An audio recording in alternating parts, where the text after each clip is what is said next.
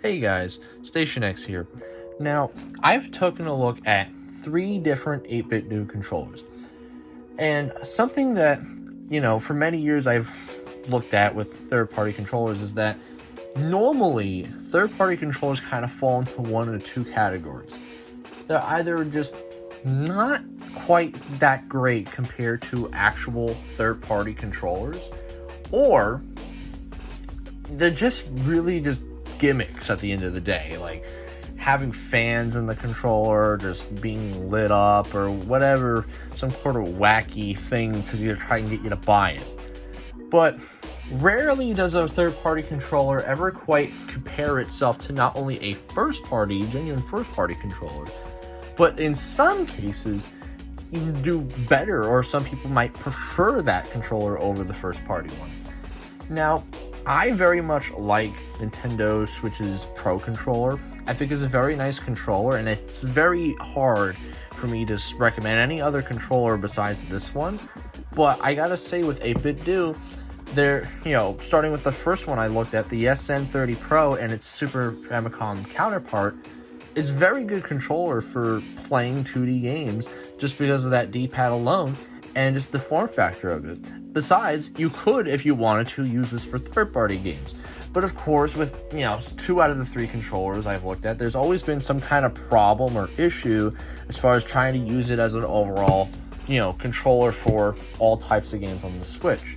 And then that's where we get the the SN30 Pro, or just the G Pro. It's the Pro 2 Nintendo Switch controller. And so this one with the handles, better trigger buttons, although these are, for Nintendo Switch, these wouldn't really be that great. And these back paddle buttons, just overall, I think this is like one of the best, if not the best, third-party controller.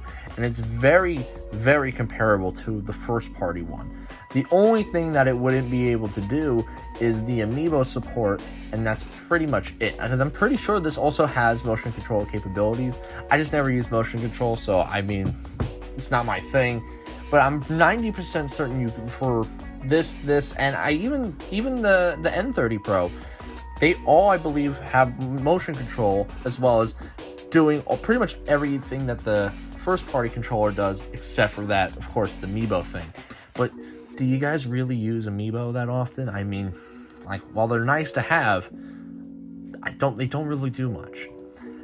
But this is where we get into the gimmick part. So, controllers with gimmicks does not always mean bad. That's something I gotta preference. Is that sometimes there's just controllers that you can't really use it for that specific thing. Fighting games, I feel like, is a perfect example because of the fact that fighting games are, I feel like, the best played when it's competitive on a fight stick, specifically just like a joystick, arcade style joystick with arcade buttons. That's usually what a lot of fighting game players use to play those types of games. And just a normal controller just wouldn't fly when it comes to that. And so a lot of the times you'll have controllers that will try to fill in that niche, that little void of you could kind of consider these 8-bit Do controllers as filling in a niche for 2D games, but I don't necessarily consider these like gimmick controllers. But here's the thing. The controller I'm about to talk about I would consider a gimmick controller, because otherwise there's no reason at all for you to use this controller other than the fact that A, it's weird, B, it's kind of crazy, and C, this thing's tiny. So what I'm about to show you guys is the 8-bit Do 02. This is, just from the box alone, I think this is the smallest controller I've ever seen in my entire life. And it's just kind of crazy that this is a thing that even exists. Now, of course, there's no thumbsticks. It's not like the other 8-bit Do controllers. It cannot be a controller to use for every single game. You're going to have some limitations. So this is kind of strictly for the Super Nintendo and NES online services. But would you even use this thing other than to say, haha, this is pretty funny? Well, if you take a look at this, opening it up, it's a very just minimalistic kind of packaging right here. And so we pull this out, and then it comes with, I think, the smallest charging cable on the face of the planet. I mean, like, this is just kind of ridiculous. And we get a little strap thing to, you know, you could put it on the controller. And I mean, I don't know. I really don't know what to say, honestly, because this controller, like, look at how tiny it is. Like, look at this. I cannot, like, Jesus. Like, this is so, this is fucking slippery. But yeah, like, this thing is just tiny. I mean, look at how big my hand is compared to this controller. I mean, like, this is the size. This is the size of a baby's hand.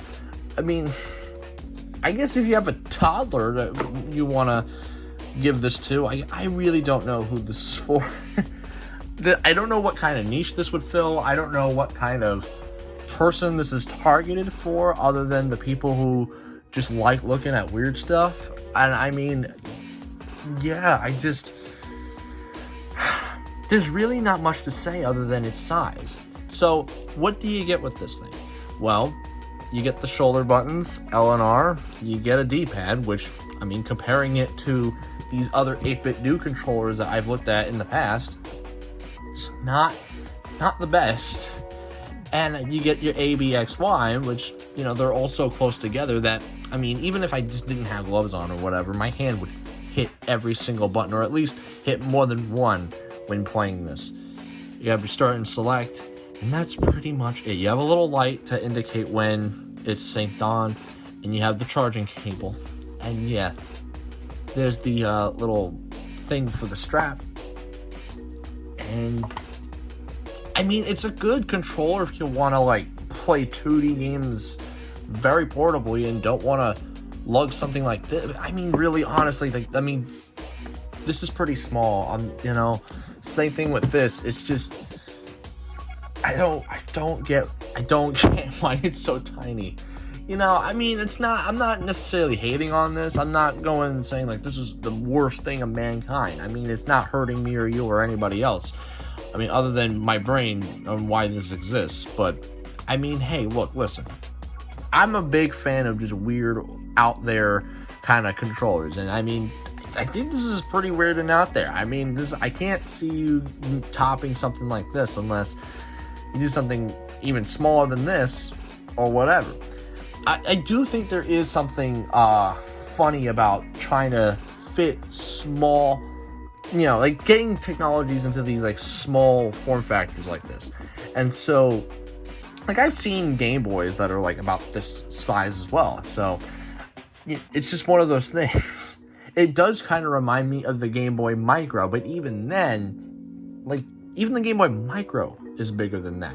Yeah, like, this is actually, like, the Game Boy Micro, it's bigger than the screen, but I mean, the Game Boy Micro is bigger than this. I mean, like, come on. Like, it's insane. Like, here's the first controller I've looked at. There's that. There's the Pro 2. I mean, do I have to say more? And then here's the latest 8-bit do controller I've unboxed. It's a little over the width of the thumbsticks. And then, of course, here is the first party Pro controller. Yeah, I mean, this can literally fit in any kind of pocket, any suitcase, any book bag that you want to fit this in. In fact, I mean, like, I feel like you could fit this in even a very slim Switch case if you really wanted to. This can be marketed for that person who really travels everywhere but just does not have a lot of room for have stuff. But then, I mean, like, I don't know if that kind of person plays the Switch like that. Or, I mean, if you have, like, I guess a Raspberry Pi, because this works on the exact same stuff as the other stuff, the other controllers, the Nintendo Switch, Mac OS, Windows, Steam, Android, and Raspberry Pi. I guess if you want to play on your phone some 2D games, like you're emulating 2D games like the NES and Super Nintendo, then I guess why not? But again, I don't know. I really don't know who I would recommend this to if I was to ask, hey, would you buy this? Would you guys buy this? I don't know. I mean, please let me know if you would buy it. I mean, I'm very curious to find out who would actually want to go out of the way and buy it. I mean, of course I did, but that's just because I like talking about some goofy stuff right here. So I mean, I feel like I don't count. But yeah, like as far as like normal, just random everyday use without having to record or whatever, like would someone actually use this?